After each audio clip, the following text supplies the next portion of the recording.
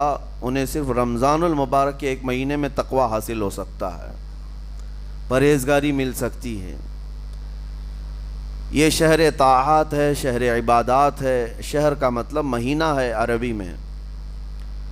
اور دیکھیں کتنی سہولیات تمہارے لیے رکھی گئی ہیں کہ شیطان کے وسوسوں سے محفوظ رکھا گیا، کہ تمہیں مہینہ بھر شیطان اور اس کی ذریت سے، اس کے حملوں سے بچا کر رب تبارک و تعالیٰ نے اس مہینے میں رکھا ہے۔ تو اب میرے عزیزو، تھوڑی سی محنت کی ضرورت ہوتی ہے تاکہ ہمارا دل پاک ہو جائے۔ تھوڑی سی اور محنت اس میں کر لی جائے تو انسان کا باطن پاک ہو جائے۔ تقوی کیا چیز ہے اور اس کا حاصل کرنا کیوں ضروری ہے، میں آپ کو بتاؤں۔ تقوی کا مطلب سب سے اہم چیز یہ ہے، اللہ کا خوف۔ یہ بنیادی چیز ہے، یہ بنیادی چیز ہے۔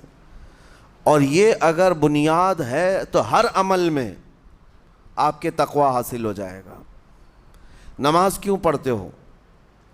نماز ایک ڈیوٹی سمجھ کر کے پڑھتا ہے تو کوئی مسئلہ ہی نہیں اس کا، یعنی وہ ڈیوٹی ادا کر رہا ہے۔ لیکن نماز میں اگر خوف خدا ہے، اللہ کے ڈر سے پڑھتا ہے، یہی تقوی ہے۔ روزہ کیوں رکھ رہا ہے؟ سب محلے میں رکھ رہے تھے، ہم نے بھی رکھ لیا۔ روزہ اس لیے رکھ رہا ہوں کہ لوگ برا نہ سمجھیں، یا اسلام کا ایک حصہ ہے۔ اتنی ہی نیت تھی تو پھر اس نے روزے سے کچھ حاصل نہیں کیا، لیکن اسی روزے کو اللہ کے خوف سے رکھا، یہی تقوی ہے۔ تو خوف خدا، اللہ کا خوف آ جانا ہر عمل میں، یہی تقوی ہے۔ اور اگر یہ چیز نہیں ہے تو انسان بہت بڑے بڑے گناہ بھی کر جاتا ہے، اسے ڈر نہیں لگتا۔ روزہ چھوڑ دیا، اسے کوئی خوف ہی نہیں ہے، بلکہ دھڑلے سے لوگوں کے سامنے کہتا بھی پھر رہا ہو کہ مجھے یہ سب چیزوں میں وشواس نہیں، یقین نہیں ہے۔ یہ باتیں اس زبان سے آتی ہیں جس کے ہاں اللہ کا خوف ہے ہی نہیں، اللہ کا ڈر نہیں۔ اسی لیے قرآن میں اللہ نے فرمایا لعلکم تتقون، تم پر روزے اللہ نے فرض کیے ہیں تاکہ تمہیں تقوی مل جائے، اللہ کا خوف۔ اور یہ کتنی اہم چیز ہے میں آپ کو بتاؤں، خوف خدا۔ خوف خدا کا مطلب کہ اللہ کا ڈر، اللہ کا خوف، یہ تمہاری پوری باڈی کو صحیح کرتا ہے، اندر سے بھی باہر سے بھی۔ خوف خدا، تم ہر قدم پر اگر یہ سوچتے ہو کہ میرا رب مجھے دیکھ رہا ہے، جیسے کہ آپ کو پتہ ہے حدیث پاک میں حضور صلی اللہ تعالیٰ علیہ وسلم سے پوچھا بھی گیا احسان کیا ہے، یعنی نیکی کس کو کہتے ہیں؟ حضور نے فرمایا تم نماز ایسی پڑھو یا عبادت ایسے کرو جیسے تم اللہ کو دیکھ رہے ہو۔ اور اگر یہ نہیں ہو سکتا تم سے تو اتنا احساس تو رہے کہ اللہ تمہیں دیکھ رہا ہے۔ تو ہر عمل میں تمہارے یہ سوچ آئے کہ مجھے میرا رب دیکھ رہا ہے، تمہارے قدم سنبھل جائیں گے۔ آج آپ مسجد میں بیٹھے ہیں، ادب سے بیٹھے ہیں، حالانکہ ایک آدھے گھنٹے کے بعد جسم کو پھیلنے کی حاجت ہونے لگتی ہے، تھوڑا پیر پھیلا لوں، پیٹھ کو ٹیک دے دوں، نہیں کرتے آپ، اس لیے کہ آپ کو احساس ہے کہ امام صاحب دیکھ رہے ہیں، مفتی صاحب دیکھ رہے ہیں، یا پھر مجمع میں لوگ دیکھ رہے ہیں۔ تو یہاں پر ہمارے دیکھنے کے احساس سے آپ کے پیر نہیں پھیلتے ہیں، آپ پھیل کے نہیں بیٹھتے۔ تو ہم میاں نہ سزا دینے والے نہ جزا دینے والے ہیں۔ یہی احساس اگر اللہ کے دیکھنے کا ہو جائے کہ میرا رب مجھے دیکھ رہا ہے، تو پھر آپ کو کسی نگرانی کی ضرورت نہیں، کہیں کسی سی سی ٹی وی کی ضرورت نہیں۔ اللہ کا خوف اگر بندے کے دل میں آ جائے، وہ ہر لمحے، ہر گھڑی، ہر علاقے میں محفوظ رہتا ہے، اپنے آپ کو محفوظ رکھتا ہے۔ میرے عزیزو، 4 سال کی عمر ہے امام اہل سنت فاضل بریلوی رحمۃ اللہ علیہ، امام محمد رضا خان رحمۃ اللہ علیہ، 4 سال کی عمر میں روزہ رکھ لیا۔ گرمیوں کی شدت تھی، گھرانہ علمی گھرانہ ہے، باپ بھی بڑے عالم دین، دادا بھی بڑے عالم دین ہیں۔ 4 سال کی عمر میں روزہ تو رکھ لیا، اور جب تھوڑی دوپہر ڈھل گئی، اچھوں کی حالت دھوپ کے دنوں میں خراب ہونے لگتی ہے، تو شام ہونے کو قریب تھی کہ ایک کمرے کے اندر دادا محترم نے پوتے کو بند کر دیا اور کچھ پھل فروٹ ساری چیزیں اندر رکھ کر کے دروازہ باہر سے بند کر لیا. کہا بیٹا کھا لینا, میں کسی کو بتاؤں گا نہیں, کسی کو نہیں بولوں گا. 4 سال کی عمر ہے, تمہارا روزہ بھی رہے گا, کھا کر کے تھوڑا پیٹ ہلکا کر لینا. تو یہ دروازہ بند کر کے دادا محترم چلے گئے. کافی دیر کے بعد دروازہ کھلا تو وہ پھل فروٹ ویسے کہ ویسے ہیں, بچہ ویسے ہی بیٹھا ہوا ہے. امام احمد رضا رحمۃ اللہ تعالیٰ علیہ, 4 سال کی عمر کی بات کر رہا ہوں. دادا نے آ کر پوچھا بیٹا کھائے نہیں, دروازہ بند کر لیا تھا. تو 4 سال کی عمر میں مولانا امام احمد رضا کہنے لگے کھا تو لیتا لیکن ہر گھڑی میرا مولا تو دیکھ رہا ہے, جس کے لیے روزہ رکھا وہ تو دیکھ رہا ہے. یہ ہے تقویٰ, یہ ہے خوف خدا, کہ اگر یہ کسی کے دل میں بیٹھ جائے, اسے لوگوں کو دکھانے کی یا لوگوں کے اسے دیکھنے کی کوئی ضرورت ہی نہیں. میرے عزیزو, تقویٰ حاصل کرنے کا یہ اتنا بہترین راستہ ہے, اتنا بہترین راستہ ہے. آپ روزہ ہیں, کس کو پتہ ہے؟ میں روزہ ہوں, کس کو پتہ ہے؟ یہ راز ہے میرے اور اللہ کے درمیان. آپ روزہ ہیں, یہ راز ہے آپ کے اور اللہ کے درمیان. بہت سارے موقع آپ کے پاس ہیں دن بھر میں, فجر سے لے کر عصر تک. کئی مرتبہ وضو میں جانا پڑتا ہے, باضابطہ آپ کلی کر رہے ہیں, آدھا نگل جاتے, کس کو خبر ہے؟ یا کہیں چھپ کر کے کوئی ہلکی سی چیز چبا لیتے, کس کو خبر ہے؟ اس لیے کہ یہ اندرونی معاملہ ہے, راز ہے. آپ کھا رہے ہیں پی رہے ہیں یا نہیں کھا رہے ہیں نہیں پی رہے ہیں, یہ کوئی دوسرا نہیں کہہ سکتا. آپ کے اور آپ کے اللہ کے درمیان یہ راز ہے. اور آپ بچے ہوئے ہیں, حلق سوکھا ہے شام کے وقت میں, اور پیٹ بھی پیٹ سے لگنے آ جاتی ہے. کام کرنے والے جانتے ہیں کہ شام ہوتے ہی روزے کا اثر کس قدر ظاہر ہوتا ہے. کام کرنے والوں کو زیادہ اثر پڑتا ہے, اے سی میں سونے والوں کو روزہ کہاں پتہ چلتا ہے. لیکن اس وقت بھی وہ نہ پانی کا ایک قطرہ حلق میں ڈالنا چاہتا ہے, نہ کوئی چیز چھپ کر کے چبانا چاہتا ہے. مجھے بتاؤ میرے عزیزو, کیوں اپنے آپ پر یہ تکلیف اور اپنے آپ پر یہ زیادتی کر رہے ہو؟ آپ کو اندازہ ہوتا ہے یہ میں زیادتی نہیں کر رہا, نہ ہی اپنے آپ کو تکلیف میں ڈال رہا ہوں, یہ میرے رب کی رضا ہے, میں اسی پر قائم ہوں. اسی لیے فرمایا گیا کہ جب افطاری کا دسترخوان بچھتا ہے اور پہلے ہی آ کر کے لوگ بیٹھتے ہیں, اور یہ سنت بھی ہے, ایسے نہیں کہ بھاگتے بھاگتے آپ آئے, وقت ہوا کھجور لیے اور کھا گئے. افطاری کے وقت سے تھوڑی دیر پہلے بیٹھ جاؤ, تمہارے دسترخوان پر نعمتیں رکھی ہوئی ہیں, پھل بھی ہیں, میوہ جات بھی ہیں, کچھ کھانے پینے کی چیزیں بھی ہیں, ٹھنڈا شربت بھی ہے, دیکھتے ہوئے بیٹھے ہیں آپ, لیکن ہاتھ نہیں لگاتے ہیں. انتظار ہے وقت کا کہ ادھر سورج کے غروب ہونا ہے اور میری افطار ہونی ہے. اعلان سنتے ہیں, اذان سنتے ہیں, اس کے بعد آپ اٹھاتے ہیں, لیکن اتنی دیر تک آپ خاموش بیٹھے ہیں دسترخوان کے پاس, سارے لوگ دیکھتے رہتے. یہ وہ منظر ہے جس کو فرمایا گیا رب ذوالجلال بھی اپنے بندوں کو دیکھ رہا ہے, رب تبارک و تعالیٰ بھی دیکھ رہا ہے اپنے بندوں کو. اور سارے فرشتوں کو بلا کر میرا مولا اعلان فرماتا ہے, یہ میرے بندے ہیں, دیکھو یہ شام کا وقت ہے, ان کے حلق سوکھ چکے ہیں, ان کے پیٹ میں بھوک کی شدت ہے, اور ان کے سامنے اچھی نعمتیں پڑی ہوئی ہیں. اے فرشتوں دیکھو, میرے ان بندوں میں سے کوئی بھی ان نعمتوں کو ہاتھ نہیں لگاتا, یہ صرف اور صرف میرے لیے بھوکے اور پیاسے ہیں. اور فرشتوں سے اللہ فرماتا ہے تم گواہ ہو جاؤ, ان کی حلق تر ہونے سے پہلے ان کے لیے میں نے جنت لکھ دیا. اسی لیے حدیث پاک میں ہے, جب افطار کرتے میرے آقا صلی اللہ علیہ وسلم یوں ارشاد فرماتے, ذهب الظمأ وابتلت العروق وثبت الاجر انشاءاللہ. پیاس بجھ گئی, رگیں ٹھنڈی ہو گئی, اور اجر اللہ کے ہاں پکا ہو گیا. یہ حضور پاک ہر افطار میں عرض کرتے تھے. میں آپ کو یہ عرض کر رہا ہوں کہ یہ چھپی ہوئی چیز, اسی کا نام تقویٰ ہے. آپ صرف اور صرف بچے ہیں اللہ کے خوف سے. اب سنو حدیث پاک, قیامت کے دن حساب و کتاب ہوگا, اور جنت میں جانے کا پروانہ کچھ لوگوں کو مل جائے گا اور سب جنت کی طرف جا رہے ہوں گے۔ اس میں بہت سارے لوگ ہیں جو پل صراط پر چل کر کے جنت پہنچیں گے۔ اب جب کافی لوگ جنت کے دروازے پر پہنچیں گے، ایک جماعت ایسی ہوگی جو پورے راستے میں کہیں نظر نہیں آئی، جنت جانے کے راستے میں کہیں نظر نہیں آئی، لیکن جنت کے دروازے پر وہ پہلے سے موجود تھے، چلے تھے نہیں چلے تھے کسی نے دیکھا ہی نہیں۔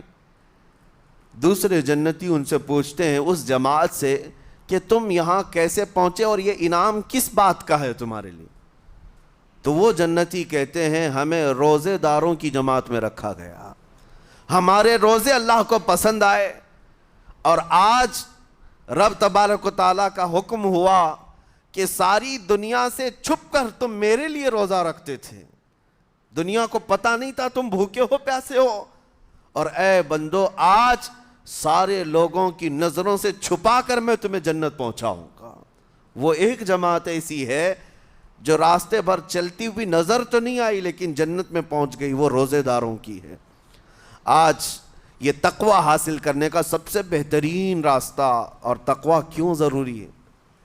اب آپ کے روزے سے کچھ حاصل ہوا نہیں ہوا آپ کو دیکھنا بھی ہے، یہ نہیں کہ کیلنڈر کی طرح گنتے جاؤ، 1 ہو گیا، 2 ہو گئے، 3 ہو گئے، ہوتے جائیں گے، یہ دن تو چلتے رہتے ہیں، گنتے گنتے 20 بھی ہو جائیں گے، 25 بھی ہو جائیں گے، 30 بھی ہو جائیں گے۔ روزے گننے کا حکم نہیں، اپنے آپ کو سرچ کرو پھر تھوڑی سی ورزش کرنے کے بعد بندہ ویٹ تول کر کے دیکھتا ہے کم ہوا گھٹا ہے کہ بڑا، ہر دن دیکھتا رہتا ہے۔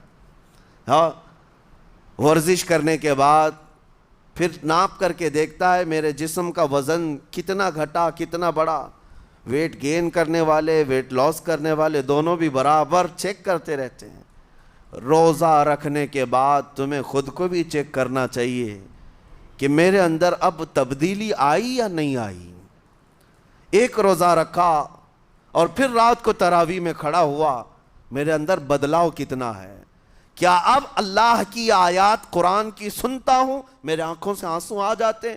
اگر آ گئے ہیں تو اس کا مطلب ہے کہ دل نرم ہو گیا، اس روزے نے اثر دکھانا شروع کیا، اور پھر ویسے کا ویسا ہے، تو اس کا مطلب ہے کہ آپ کے روزے سے آپ کو تقوی نہیں مل رہا ہے، آپ کو تقوی نہیں مل رہا۔ خوف خدا جب آتا ہے تو انسان کا دل موم ہو جاتا، نرم ہو جاتا ہے، اور اللہ کے عذابات سے، جہنم کے خوف سے، قبر کی سختیوں سے وہ رو پڑتا ہے، اس کی آنکھیں بہنے لگ جاتی ہیں، اور جب دل سخت ہوتا ہے پتھر کی طرح تو اسے نہ اللہ کی آیتیں رلاتی ہیں نہ آخرت کا تصور اسے ہلاتا ہے۔ اسی لیے قیامت کے دن کے بارے میں آپ کو بتاؤں، نبی پاک صلی اللہ تعالیٰ علیہ وسلم کی امت کی طرف جہنم کی آگ شعلے لپکاتے ہوئے بڑھتی آ رہی ہوگی، بہت تیزی سے، قریب ہے کہ وہ جہنم کی آگ سب کو اپنے لپیٹ میں لے لیں۔ وہاں کھڑے ہوئے بہت سارے لوگ اپنے اپنے اعمال کا صدقہ پیش کرنے لگے، حاجی اپنے حج پیش کر رہے ہیں، نمازی اپنے نماز، روزے دار اپنے روزے، کہ اے جہنم ہماری یہ نیکیوں کا صدقہ رک جا۔ جہنم کی آگ بڑھتی چلی آئی، بڑھ رہی تھی۔ جبرائیل امین علیہ الصلاۃ والتسلیم حاضر ہوتے ہیں بارگاہ مصطفیٰ صلی اللہ علیہ وسلم میں، ایک پانی کا پیالہ انہوں نے پیش کیا اور کہا یا رسول اللہ صلی اللہ علیہ وسلم یہ پانی آپ اس آگ پر چھڑک دیں۔ نبی پاک صلی اللہ تعالیٰ علیہ وسلم نے وہ پانی اس آگ کی طرف پھینکا تو آگ دور چلی گئی، جو جہنم کی آگ اچانک بجھ گئی، کافی دور چلی گئی جو امت کی طرف لپک رہی تھی۔ رسول رحمت صلی اللہ تعالیٰ علیہ وسلم نے پوچھا جبرائیل سے یہ اتنا اثردار پانی ہے کون سا؟ یہ جبرائیل امین عرض کرتے ہیں یا رسول اللہ یہ آپ کے ان امتیوں کے آنسوؤں کا پانی ہے جو رات کھڑے ہو کر اپنے رب کے خوف سے رویا کرتے تھے، وہ اللہ کے خوف سے تھر تھراتے تھے، ڈر کر کے ان کے آنکھوں سے جو آنسو آتے۔ جبرائیل امین کہتے ہیں میں نے وہ آنسو جمع کر رکھے تھے اور وہ آج میں نے آپ کے سامنے پیش کیا۔ ایک آنسو کا قطرہ جہنم کی آگ بجھانے کے لیے کافی ہے۔ موتی سمجھ کے شان کریمی نے چن لیے قطرے جو گرے تھے عرق انفعال کے۔ عزیزان گرام وقار، یہی وہ تقوی ہے، یہی وہ خوف خدا ہے جس کے متعلق اللہ قرآن میں فرماتا ہے لعلکم تتقون، تاکہ تمہیں تقوی مل جائے، اسی لیے روزے رکھے گئے ہیں، روزے فرض کیے گئے ہیں۔ تمہارا دل اگر سخت کا سخت ہی رہ گیا تو روزے اثر نہیں کر رہے ہیں، روزے اثر نہیں کر رہے۔ اور ظاہر سی بات ہے کاموں میں برکت نیت سے ہوتی ہے، کسی بھی عمل میں برکت اچھی نیت سے ہوتی ہے۔ اگر کوئی روزہ اس لیے رکھ رہا ہے، جیسے بہت سارے فائدے گنائے جاتے ہیں نا، روزہ رکھنے سے کینسر نہیں ہوتا، روزہ رکھنے سے جسم کے فاسد مادے ختم ہو جاتے ہیں، نکل جاتے ہیں، ڈاکٹرز بھی مشورہ دیتے ہیں مہینے میں ایک مرتبہ، ہفتے میں ایک مرتبہ باڈی کو فری چھوڑنا چاہیے۔ تو یہ تو جسمانی فائدے تو رکھے گئے ہیں، لیکن اگر تم روزہ اس نیت سے رکھ رہے ہو کہ میری باڈی صحیح ہوتی رہے، تو گویا کہ تم تو اپنی دنیاوی غرض سے روزہ رکھ رہے تھے۔ یہ فائدے تو ملنا ہی ملنا ہے، یہ فائدے یوں بھی ملیں گے اللہ تعالیٰ کی طرف سے آپ کو، لیکن نیت وہ نہیں۔ روزہ رکھنے کی نیت یہ ہو کہ میرا رب مجھ سے راضی ہو جائے اور مجھے رب تبارک و تعالیٰ کا خوف اور تقوی حاصل ہو جائے۔ نیت میں برکت ہے، اور جن کاموں کو آپ اچھی نیت سے کریں گے اسی طرح ان کاموں میں اثر بھی پیدا ہوگا۔ روزہ رکھنے سے پہلے آج نیت یہی کریں کہ مولا تعالیٰ یہ روزہ میرے تمام برے اعمال کے لیے کفارہ ہو جائے، یہ ڈھال بن جائے۔ جانتے ہیں آپ اپنے نفس امارہ کو روکنے کا سب سے بہترین آلہ بھوک ہے، بھوک۔ جتنا آدمی بھوک کے ذریعے سے اپنے نفس کو مار سکتا ہے دوسری کوئی چیز نہیں۔ آپ دیکھیں اس رمضان المبارک میں بہت ساری حلال چیزیں آپ کو حرام کر دی گئی ہیں، یعنی سحری سے لے کر افطاری تک۔ میں یہ نہیں کہہ رہا کہ شراب پینا حرام ہے، نشہ کرنا حرام ہے، وہ تو پوری زندگی بھر حرام ہے، لیکن آپ کو چاول روٹی تو حلال ہے نا، سبزے سیب پھل فروٹ تو حلال ہے، لیکن یہ حلال چیزیں بھی اللہ نے آپ پر حرام رکھی ہیں، روزے کے عالم میں نہیں کھا سکتے۔ سحری سے لے کر افطار تک یہ حلال لقمے، پانی تو حلال ہے، پاک ہے، لیکن آپ کے لیے روزے کے عالم میں حرام ہے۔ اسی طرح شادی شدہ مرد اپنی عورت کے ساتھ زندگی بھر کبھی بھی جمع کر سکتا ہے، رات میں سو سکتا ہے، لیکن حالت روزہ میں وہ حلال کام بھی حرام ہے، حلال کام بھی حرام ہے۔ اپنی عورت سے جمع کرنا حالت روزہ میں کیوں روکا گیا؟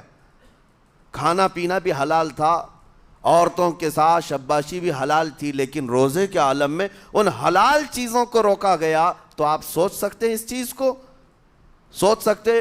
وجہ یہ ہے کہ حلال چیزوں سے آپ کو روک کر بڑے حرام چیزوں سے بچانا مقصود ہے۔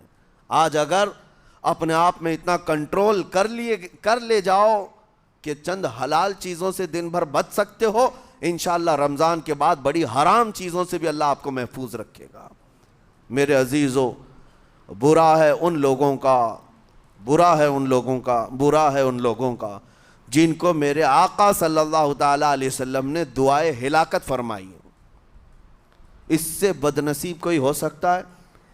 جن کے لیے رسول رحمت صلی اللہ تعالیٰ علیہ وسلم کی دعائے ہلاکت ہوئی ہو۔ حضور صلی اللہ تعالیٰ علیہ وسلم ایک دن مسجد نبوی شریف میں تشریف لے جا رہے تھے، منبر پر آپ نے قدم رکھا، آمین کہا، پھر دوسرے زینے پر قدم رکھا، آمین کہا، تیسرے زینے پر قدم رکھا، آمین کہا۔ خطبہ مکمل کیا، صحابہ نے پوچھا یا رسول اللہ صلی اللہ علیہ وسلم ہر زینے پر آپ قدم رکھتے ہوئے آمین کس لیے کہہ رہے تھے؟ سنو، رسول پاک صلی اللہ علیہ وسلم ارشاد فرماتے ہیں کہ میں جب پہلے زینے پر قدم رکھا تو سید الملائکہ جبرائیل امین آئے اور دعا کرنے لگے۔ کیا دعا کیا؟ یوں کہا، یا رسول اللہ صلی اللہ علیہ وسلم وہ شخص ہلاک و برباد ہو جائے جو آپ کا نام سنے اور پھر اس کے بعد درود نہ بھیجے۔ حضور فرماتے میں نے آمین کہا۔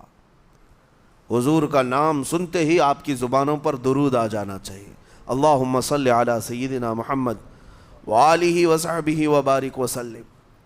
میرے آقا فرماتے ہیں دوسرے زینے پر قدم رکھا تو جبرائیل امین نے یوں کہا یا رسول اللہ صلی اللہ علیہ وسلم وہ شخص ہلاک و برباد ہو جائے جو زندگی میں اپنے ماں اور باپ میں سے کسی ایک کے بڑھاپے کو پایا اور ان کی خدمت کر کے جنت نہیں حاصل کر سکا بلکہ ان کو ایسے ہی چھوڑے رکھا، ایسا شخص برباد ہو جائے۔ حضور فرماتے میں نے آمین کہا۔ پھر جبرائیل امین نے کہا تیسرے زینے پر قدم رکھتے ہی میرے آقا فرماتے ہیں جبرائیل نے یوں دعا کی کہ اے اللہ کے رسول وہ شخص ہلاک و برباد ہو جائے جو رمضان کا مہینہ پایا لیکن اس کا ادب نہیں کر سکا، اس کا احترام نہیں کر سکا۔ حضور فرماتے میں نے اس پر بھی آمین کہا۔ جس کی ہلاکت کے لیے جبرائیل امین دعا کر رہے ہوں اور اس دعا پر سید الانبیاء آمین کہہ رہے ہوں، ایسے شخص کی بربادی کا کیا انجام ہو سکتا ہے؟ وہ کتنا بد نصیب ہوگا۔ اسی لیے میرے عزیزوں مسلمانوں میں یہ رواج ہی نہیں ہونا چاہیے کہ اٹھ کر کے پوچھتے رہیں روزہ ہے کہ نہیں ہے، روزہ ہے کہ نہیں ہے۔ مسلمان ہے تو روزہ ہے، اور یہ کوئی آپشنلی عبادت نہیں ہے کہ 4 رکھ لیا 2 نہیں رکھا، آپشنلی نہیں، یہ فرض عین ہے۔ ایک روزے کو چھوڑنے کا گناہ فرمایا گیا 600 سال تک اسے دوزخ میں رکھا جائے گا، 600 سال تک۔ یہ معمولی چیز نہیں ہے، اور جن کے پچھلے روزے قضا ہو چکے ہیں معاف نہیں ہوں گے، تھپڑ مار لیں گال پہ، توبہ توبہ کر لیں، معاف نہیں ہوں گے۔ توبہ تو کرنے کے ساتھ ساتھ قضا بھی کرنا ہوگا، جب موقع ملے سال بھر میں اپنے چھوٹے ہوئے روزوں کو واپس کرنا ہے۔ اس کی اہمیت میں آپ کو بتا دوں، ایک روزہ اگر جان بوجھ کر کے کسی نے توڑا یا چھوڑا تو جانتے ہیں اس کا کفارہ کیا ہے؟ اس کا کفارہ یہ ہے کہ اس کے بدلے میں دوسرے دنوں میں 60 روزے کنٹینیو رکھے۔ رمضان کا ایک روزہ پورا کرنے کے لیے 60 روزے رکھنے پڑ جائیں گے۔ ہاں اگر کسی عذر کی وجہ سے، کسی تکلیف کی وجہ سے چھوڑا تھا، بیمار تھا یا سفر میں تھا یا تکلیف کی شدت تھی، اس وجہ سے روزہ چھوڑا تھا، تو اس کے بدلے میں ایک روزے کی قضا ایک ہی روزہ ہوگی۔ لیکن بغیر کسی عذر کے، شہوت کی وجہ سے، نفس پرستی کی وجہ سے توڑا تھا یا چھوڑا تھا تو پھر 60 روزے رکھنے پڑ جائیں گے۔ اس سے اندازہ ہوتا ہے کہ ایک روزے کی اہمیت کیا ہے رمضان کے۔ اسی لیے میرے عزیزو یہ روزے آسان ہیں، روزے آسان ہیں، اس کو رکھ لو، اس کی جزا بہت بڑی ہے، اس کی جزا بہت بڑی۔ ویسے بھی آپ دوسرے دنوں میں لیٹ ناشتہ کرنے کے بھی عادی ہیں۔ ممبئی والوں کا تو حال یہ ہی ہے، 12 بجے کے بعد 1 بجے 2 بجے تو ان کے ناشتے ہوتے ہیں، دوپہر کا کھانا تو شام 5 بجے ہو رہا ہوتا ہے۔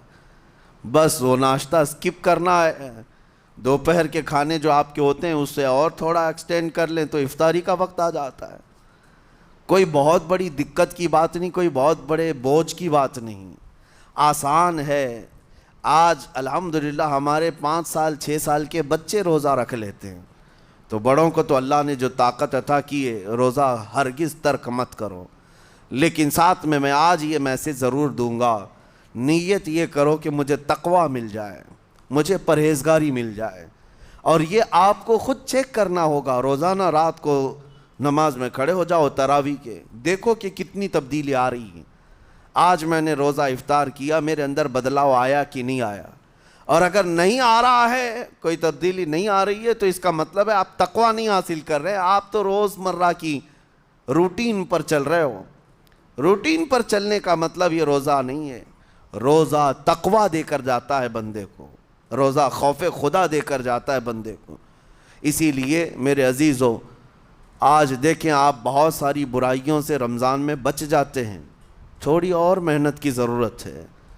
ہم نے دیکھا ہے بہت سارے گھروں میں، باقی عیاش گھروں کی مجھے کوئی وہ نہیں ہے، ان سے کوئی لینا دینا نہیں، لیکن نارمل مسلمانوں کے گھروں میں بھی ہوتا یہ ہے، عورتیں بچوں کو تلقین کرنا شروع کر دیتی ہیں، گانے بند کرو، ٹی وی بند رکھو، بہت ساری چیزیں بند رکھو کہ رمضان آیا ہوا ہے۔ اور رمضان میں اگر ٹی وی لگا بھی لیا تو کچھ اسلامک چیزیں دیکھنے لگ گئے، ماحول تم نے خود ہی بدلا ہے اپنے گھر میں، کچھ چیزوں کو آپ نے بدلا ہے اور کچھ چیزوں کا ادب آپ نے کرنا شروع کیا ہے، اسی کو اور تھوڑی سی محنت کے ساتھ بڑھا لیا جائے، قسم رب ذوالجلال کی ہر برائی رمضان میں ہی آپ سے ختم ہو جائے گی۔ جس کی کوئی چیز چھوڑنے پر نہیں چھوٹتی ہے وہ رمضان میں کر کے دیکھ لے، اللہ کی بارگاہ میں یاد کرے کہ مولا دن بھر میں تیری رضا کے لیے بچ رہا ہوں، مجھے میری باقی زندگی میں ان گناہوں سے بچا لے۔ وہ رحمان ہے، جب وہ تمہیں اس کے بدلے میں جنت دیتا ہے تو یہاں برائیاں کیوں نہیں چھڑواتا؟ یقیناً وہ برائیوں کو تم سے دور کرے گا۔ قرآن کا فرمان عالی شان لعلکم تتقون، اسی پر میں نے آپ کے سامنے بات رکھی ہے۔ روزے اس لیے فرض کیے گئے ہیں تاکہ تمہیں تقوی مل جائے، پرہیزگاری مل جائے۔ بعض لوگوں کو دیکھا گیا ہے رمضان المبارکہ میں بھی وہ اپنی بری حرکات سے باز نہیں آئے، ان کی روٹین ویسی ہی جاری رہی، نعوذ باللہ نظروں کی خطائیں بھی باقی رہیں۔ اور سب سے بری چیز یہ ہے کہ رمضان میں شیطان کی نیابت اگر کوئی کر رہا ہوتا ہے تو تمہارا یہ موبائل فون ہے۔ اکثر لوگ یہ سمجھتے ہیں کہ اس موبائل فون کو ہم استعمال کرتے ہیں تاکہ ٹائم پاس ہو جائے، روزہ کا وقت قریب آ جائے۔ اس ٹائم پاس کے چکر میں تم کیا کیا دیکھتے رہ جاتے ہو اور کہاں تک یہ چیزیں پہنچاتی ہیں تمہیں اندازہ بھی نہیں ہوتا، احساس بھی نہیں ہوتا، تو تمہاری رہی صحیح عبادت کو بھی یہ ہضم کر جاتا ہے، کھا جاتا ہے۔ اس کے استعمال پر اگر کنٹرول ہے تو خوب استعمال کرو، لیکن کنٹرول نہیں ہے تو اے نوجوانوں اس کا بھی روزہ رکھو، اس انٹرنیٹ کی بلاؤں سے محفوظ ہو جاؤ۔ اس لیے کہ بہتوں کو میں نے دیکھا ہے ان کے دن بھر اور رات بھر رمضان میں سوشل نیٹ ورکس پر مصروفیت ویسی کی ویسی ہے جیسے دوسرے دنوں میں تھی۔ وہ رات بھر چیٹنگ میں بھی مصروف ہیں، ایک دوسرے کو ادھر ادھر بھیجنے میں بھی مصروف ہیں، ساری چیزیں جوں کی توں چل رہی ہیں۔ تو تمہارے موبائل نے تمہیں تقوی سے بہت دور رکھا ہے، تمہیں رب تعالیٰ کے قریب ہونے نہیں دیتا۔ اپنے آپ کو بدل لو۔ ظاہر سی بات ہے یہ سخت چیز ہے، اگر کوشش کرو گے تو بچ جاؤ گے، اور تقوی اتنی آسانی سے تو نہیں ملتا۔ اپنے آپ کو سٹرگل کرو، انشاءاللہ العزیز دل پاک ہو جائے گا، پھر آپ کو اپنی زندگی کے اندر جو اجالے نظر آئیں گے وہ خود آپ محسوس کریں گے، آپ محسوس کریں گے۔ گناہوں کے اندھیروں نے دل پر ایسی کالک رکھی ہے کہ آپ کو کچھ بھی یہاں پر سمجھ میں نہیں آتا، ورنہ نمازوں کا لطف ایسا ہے، قرآن کا مزہ ایسا ہے، جسے یہ لگ جائے دنیا کی کوئی نعمت اس کے سامنے ہیچ نظر آتی ہے، کوئی چیز اسے اچھی نہیں لگتی، لیکن کب؟ جب اسے تقوی کا اجالا حاصل ہو جائے۔ میرے عزیزو، اللہ کریم کی بارگاہ میں دعا گو ہوں، مولا قدیر و جبار ہم سب کو تقوی و پرہیزگاری عطا فرمائے، اور ہم سب کے روزوں سے اللہ تعالی ہمیں پرہیزگاری عطا فرمائے۔ ان روزوں کے انوار اور برکات اور رمضان کے احترام کی ہمیں توفیق عطا فرمائے۔ مولا کریم تیری خشیت سے اور تیرے خوف سے آنکھیں جو بھیگتی ہیں ان آنکھوں میں ہمارا شمار فرما دے، تیرے یاد میں رونے والے بندوں میں ہم سب کو شامل فرما۔ وصلی اللہ تعالی علی خیر خلقی محمد وآلہ واصحابہ اجمعین، وآخر دعوانا ان الحمد للہ رب العالمین۔ السلام علیکم۔